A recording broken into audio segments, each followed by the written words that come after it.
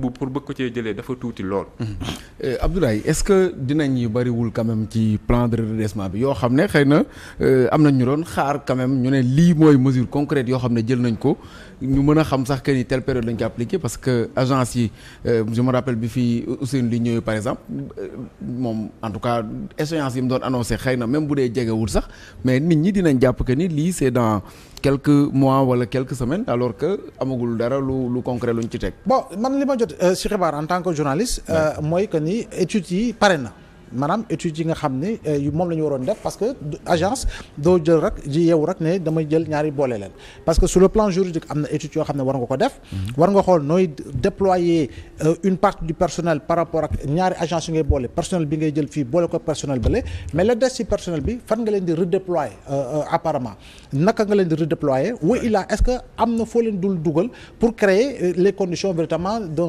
d'un plan social. ak lan nga leen di fay après ñi nga xam ne dañuy bàyyi sax dem. voilà donc entreprise loolu nag si xayma man mënu ma la wax échéance bi donte la waxoon nañu à peu près fin juin. su ma juumul fin juin dafa mën a am. voilà fin juin. premier ministre moo waxoon bi muy def déclaration de politique générale. fin juin léegi nag études yi xëy na tardé na mais li ma jot man xëy na samay mbokk morom comme yow jot nañ ko mooy que ni études yi yëpp pare na pour véritablement ñu xool agence bu si nekk pour naka nañ koy boole. parce que loolu yëpp mënu ma ànd plan bi est-ce que plan la boo xam ne bu doon togg la ñor na xom. non xam nga. bu dee yooyu yëpp pareegul après c'est des annonces. xam nga ça ce sera très difficile ma ne plan bi ñor na xom wala dafa xaay. jàmp gouvernement dëgg nañu seen plan liggéey nañ si lu ñu si war a liggéey amaana. ak ñu ñu si war a àndal liggéey ku proposé nañ ko Sénégalais yi avec la présence véritablement des bailleurs des partenaires techniques bilatéraux comme multilatéraux du Sénégal wax nañ ko léegi nag. ñun lu ñu si mën a am mooy déglu nañu lañ sa wax léegi nag ñu xool naka lañ koy dérouler léegi dérouler bi lan moo si dëgg-dëgg recommandation xam nañ ko lan moo di nu ñu koy waxtee objectif à atteindre wax nañ ñu ko léegi nag dañuy xaar après ñu teg ko si raay bi pour voir si la locomotive va tirer les wagons pour arriver à bonne gare foofu la ñu toll nii mais lu si mën de am ba am xam nga tey da nga ñëw fekk fi une prolifération d'agence une prolifération d'agence yoo xam ne daanaka ñoo yore même domaine de compétence tey boo jëlee électrification rurale bu Thierno Alassane yaa ngi dégg électrification rurale bu Thierno Alassane Sall da ngay gis ASER da ngay gis ANER da ngay gis AEME et cetera donc xoolal voilà donc 3-4 agences yoo xam ne trois quatre agences yooyu tey bu dee da nga leen di boole wala 4 agences nga koy fexe ba mu nekk 2 xoolal tey la fay personnel tey jii nii naka nga leen di boolee boo boolee lan ngay jël am foo leen dugal redéployer parce que dañ fa am ay contrats à durée indéterminée et cetera et cetera ñenn ñi ils ont des contrats spéciaux amaana contrats spéciaux yi naka nga koy lijjanteeg ñoom est-ce que dafa am foo leen di dugal est-ce que da ngay def benn plan social donc il y a toutes ces études à faire pour man en réalité tey jii jëli moom dina xaar yàqamti ko parce que il veut constater alors que ku yor réew moom mi ngi xool effectivement naka lay créer les conditions pour ne pas se créer des problèmes parce que loolu moo si am solo pour mën ko war ko mën a doxal waru woon daan nag yaa ngi wax sax waxu locomotive waru woon daan nag tas gouvernement bi ci vendredi boobu noonu non xam nga une nouvelle équipe boo xam ne moo porté affaire bi man code tas gouvernement yow xam nga si dara journaliste saay bu ñuy jukki élément lié à un remaniement c'est parce qu'il y a en amont benn événement majeur man pour man événement bi taxoon ma war a mën a taxaw ne ok réaménagement ou remaniement c'était au sortir des élections législatives de dernière léegi nag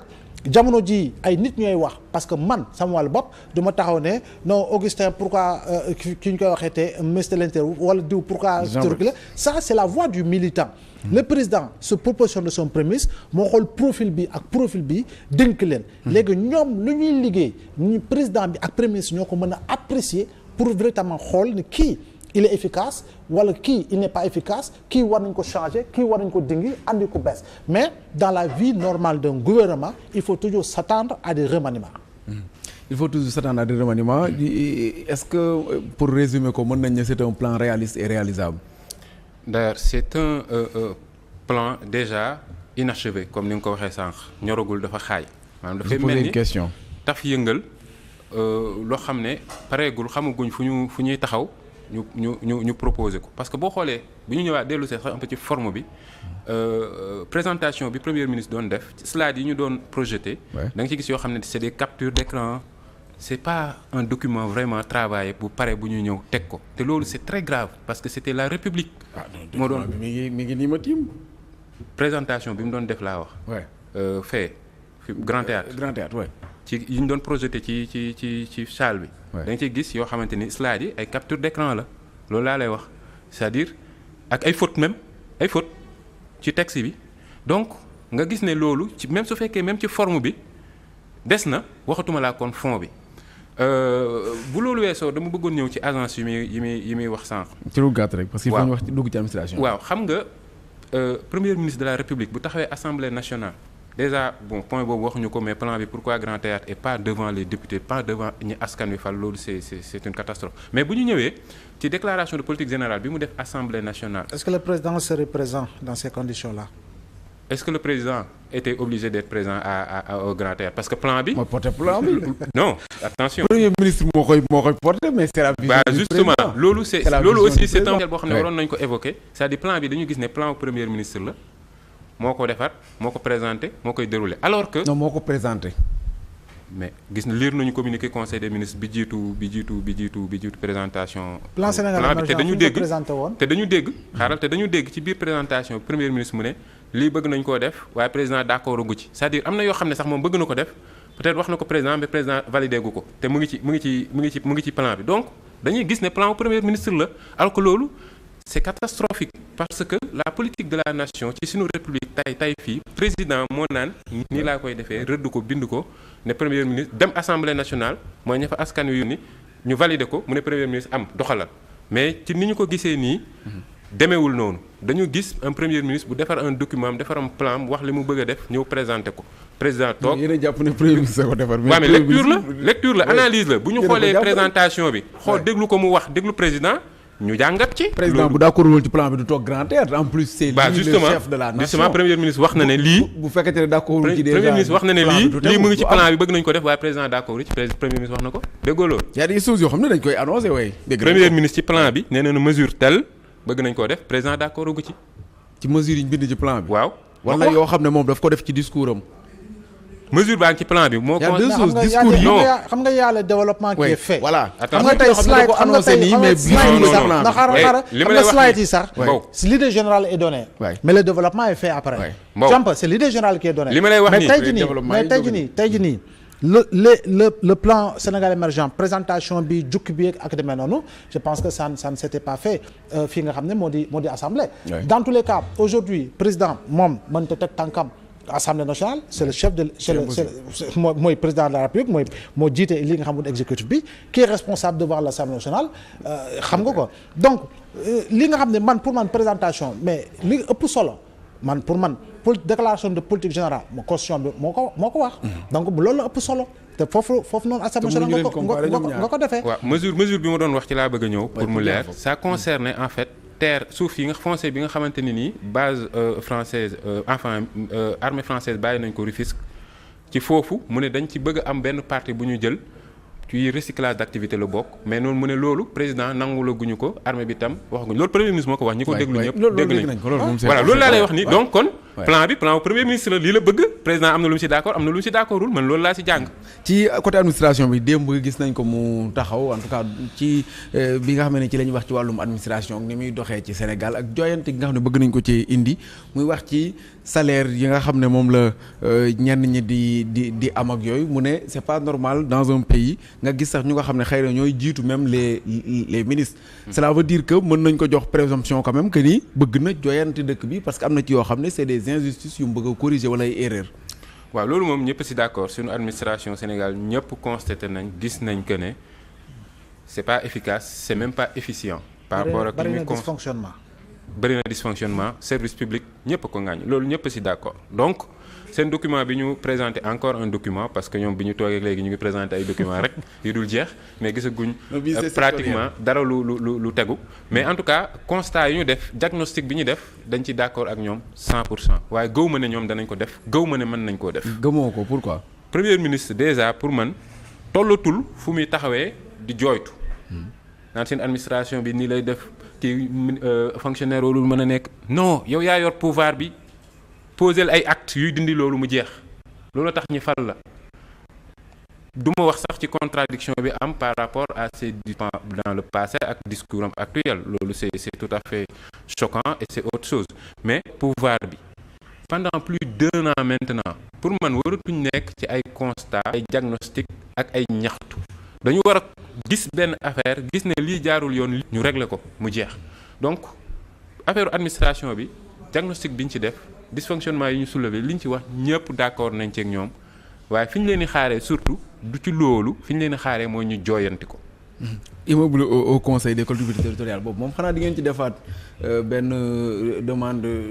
de kii d'enquête parlementaire wala en tout cas une question au gouvernement comme ni ngeen ko defee ci bu Azer beeg yooyu parce que gis nañ tey Thierno Alassane Sall sax muy bindaat ci. waaw coowal Azer. waaw Thierno Alassane Sall dafa demoon Espagne. waay pour topp dossier boobu parce que ñun République des valeurs dafa nekk par principe. coow question boo xamante ni soulevé nañ ko teg ko sur la place publique du ñu bàyyi gars yi nësal ko ñu fàtte ko jàll ci leneen dañ koy topp jusqu'au bout ba dëgg leer. suñu amee dëgg baax Espagne en tout cas demoon na voyage dem Espagne